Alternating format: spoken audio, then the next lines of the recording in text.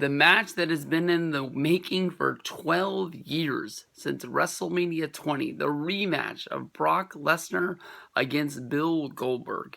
For months, Bill Goldberg was sort of traded back and forth comments with Brock Lesnar. And to my surprise, Brock Lesnar would actually answer the comments, basically saying that he would fight Bill Goldberg at any time, only for Bill Goldberg to finally step out from behind Twitter and behind the not the announcer's table, but from interviews and behind microphones, come out on Monday Night Raw. This guy has not been welcome in WWE. WWE's not really put him in the best light, whether if it's through any of the WCW documentaries or any of the Monday Night War documentaries.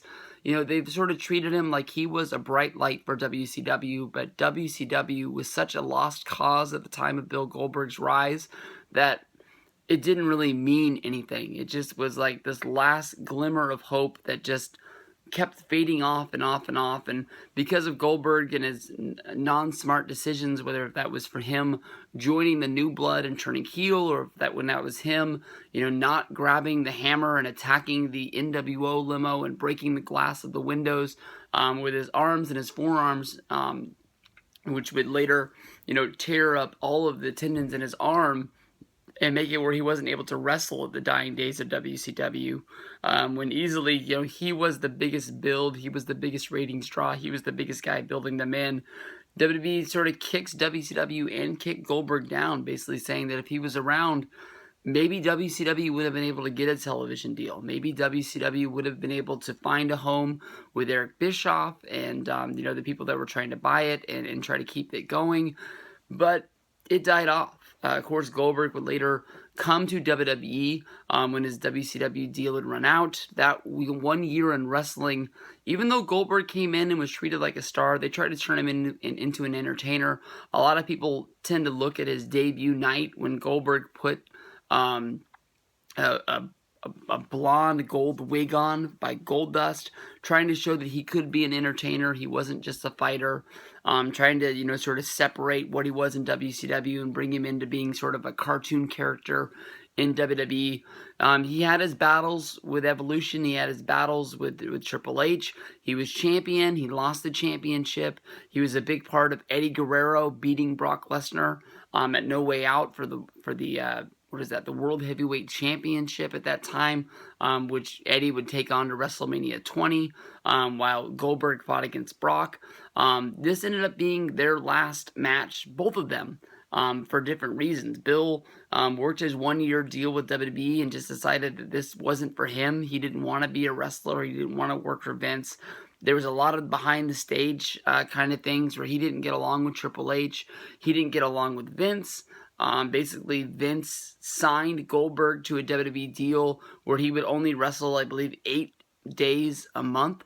But as things, started to go downhill for WWE that year, with no Austin being around, as well as, Rock leaving to make movies, Goldberg was easily one of the biggest stars, easily one of the biggest names they had, and they kept trying to offer Goldberg to wrestle more dates, and Goldberg didn't want to do it. He didn't want to be on the road.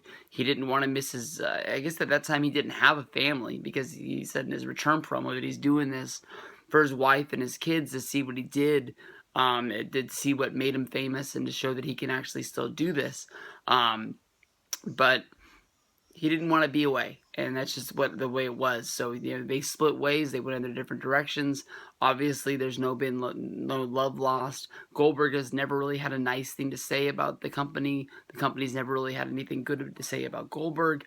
But the one thing is that when it came down to it, Brock was leaving to go play football. He wanted to go play football for the Minnesota Vikings. I think at that point he had already had the invitation, I believe, by Mike Tice, who was the head coach of the Vikings, to go there and try and join the team as, I believe, was it an offensive lineman or a defensive lineman? I can't remember. All I remember is that he wore number 69. But WWE didn't really look at that as a bright thing for Brock to do. They let Brock basically sign something saying that he wouldn't compete, he wouldn't wrestle. I don't think he was even allowed in a ring. So, I mean, he really had to press the issue. At one point, Brock was actually going to come back to WWE, but at the last minute wasn't able to come to terms, and then went into a large court battle to try and get out of his contract, which finally he found a way out of it, which led to him being able to go fight for UFC and become a champion for them, and become a bigger name in wrestling, as well as a bigger name in sports, as well as, I don't know if you want to call it UFC sports entertainment or not, but it really helped his brand for when he came back to WWE. It didn't really matter that, he had lost the championship. WWE still treated him as if he was still the UFC champion. They never really brought up the fact that he had diverticulitis, that he lost the fight to, who was it who beat him? I can't remember. Was it Overeem? I think it was Overeem. Overeem is the guy that beat Brock. Or maybe Overeem was the guy that called out Brock. I can't remember, but I'm not going to act like I was the biggest UFC fan at that time. It wasn't until recently that I've started watching it instead of when Brock fights. But I think this is going to be a battle. I think these guys are going to go out there and they're really going to beat the hell out of each other. Goldberg, to me, it's a little bit scary how much he's going to be able to bring to this fight. Like we've said, he's trained. He does train in kickboxing, so he is still physically fit. We haven't seen him in WWE take his jacket or his shirt off yet, but I'm sure this guy's going to be ripped and this guy's going to be jacked. Brock is a guy that's going to be very physical. I'm sure that Goldberg knows he's going to have to take some F5s. He's going to have to take some suplexes. Hopefully he does remember his wrestling background of being trained enough. I haven't heard anything about Goldberg being at the Performance Center or anything like that, but I do think that you should be putting some time in, even if it's not at the Performance Center and they send a ring somewhere to where he lives and he can secretly go do training against, I don't even know who they would send other than maybe send Mark Henry so he could train against a guy against the size of Brock Lesnar. Who did they really have lying around? Like when Rock would be training for a movie and he was getting ready to have a match, they would normally fly like Kurt Hawkins or Mr. Perfect's kid went and did it as well. And I think that he had some other training partners along the way, just guys that WWE weren't really using that could go and train Rock in the time that he had. And sometimes it'd be very weird hours, but it'd be able to get him in ring shape and able to go when he had to do WrestleMania or he had to do Survivor Series or something like that. Something like that's really going to help out Goldberg. Brock can probably just walk into a ring and knows what he's going to do. Just gonna toss some guy around, get beat up every once in a while. When it comes down to it, I think there's only 3 outcomes for this match. One of them, of course, would be Goldberg winning and just getting a clean win. Of course, this would set up Goldberg being able to go into the Hall of Fame, be able to sort of continue on with his, I guess you can't say undefeated streak, because we've seen him lose to Triple H. We've seen him lose to Kevin Nash. We've seen Goldberg lose matches. I can't remember if Bret Hart beat Goldberg at a match or not, but not many people have. He almost has a record a lot like Hulk Hogan. Hulk Hogan's more impressive because of his run through WWF lasted so many years, and of course you only got to see him lose so many times, and that's what it was.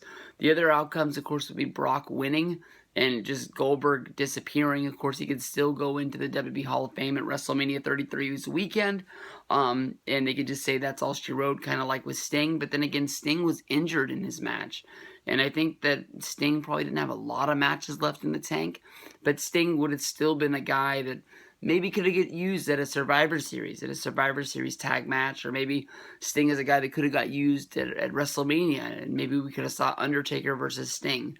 But that's one thing you can think of. Goldberg has said that he's not the biggest wrestling guy, but you can easily tell Goldberg's really over. I haven't heard anything about Goldberg selling a lot of t-shirts or making a lot of merch money, but I'm definitely seeing that at least at Survivor Series, even if people aren't buying them on WWE Shop now, people are going to be buying those shirts, and he's going to have a large check coming his way for working this one day. And people are really verbal. They get behind him when he's there, not when they're in Brock Lesnar Suplex City in Minnesota. But maybe they can be able to tempt him to come back, where Brock would win, and that would make the score 1-1 if you use the WrestleMania 20 match. I know that sometimes they don't use past matches, but we've seen Brock talk about WrestleMania 20 in their promo, basically saying that WrestleMania 20 was a long time ago. WrestleMania 20 was a time when Brock was done wrestling. He didn't even want to be there. He didn't train for it. He didn't work hard. It was what it was. He went through the motions. He lost the match. He doesn't think about it. But he's ready to come back, and he's ready to beat up Goldberg if Goldberg wants to fight him. And if Brock's able to win this match, they could be able to bring Goldberg back at WrestleMania 33, or they could do the tiebreaker. Like I said at the beginning, this is being built up like it's a WrestleMania match. This is being built up like it's a huge dream match. I have heard some people thinking that maybe they could build up the Shane and or Randy Orton match against Brock Lesnar. I think those are too far out of reach. I think that the three possible outcomes is just Goldberg wins, or Brock wins and Goldberg goes away, or Brock wins and they set up WrestleMania 33. That's all. It matters how big the people talk about this match, or how many people watch this on the network, or possibly how many people sign up on the network just to watch this. I know that this network has been going strong for 2 years. The numbers go up. They don't have huge jumps other than WrestleMania week, where just fringe wrestling fans, or just wrestling fans that are burnt out on the product, who don't want to watch 11 months of wrestling. I'm proud to say that I've been a subscriber for since day one. I still remember the day that I signed up. But there's been times over the last few months where I'm looking at these shows and I'm like, I only care about one match. And I'm not really watching a whole lot because they're not putting a lot of things up on the network that I really care about. There's no Legends House. There's no, WrestleMania or any sort of special wrestling documentaries. Ride Along is a fun show, but if they got, Enzo and Kaz on there, I'm not going to go out of my way to watch Enzo and Kaz, or if the Dudleys ride around in the car. The JBL show is cool, but they haven't really had any groundbreaking people on there. I'm not breaking down the door to see JBL talk to Bruno Sammartino. I know that WWE DVDs aren't, breaking numbers anymore. And I've got, some that I picked up. Oh, shit. I wonder if I'll remember to edit that out. The Eric Bischoff one just got added on. Jerry Seinfeld's comedy show does nothing for the WWE Network. But right here, they've got the Dudleys. I don't think the Dudleys one has been added on there, but the Eric Bischoff one just got added on there. They can't put these on there right away, or they can't sell these. And I like having these in my collection. They go on my shelf over here. And I like them mostly for when I want to pop them in and just watch matches. And I know that you can type in on the search faction Dudley Boys. But to me, honestly, with the WWE Network on the Apple TV, it's not the easiest sometimes to find a certain match that you want to watch when you're using the search feature. So we'll see what goes down. But Goldberg versus Brock, these guys are going to beat the hell out of each other. They'll be F5 people. We're definitely going to see a spear. We're definitely going to see a jackhammer. It's going to be a close match. It's going to be down to the wire. See what's going on. What do you guys got in this one? I think it's going to be a great Survivor Series show.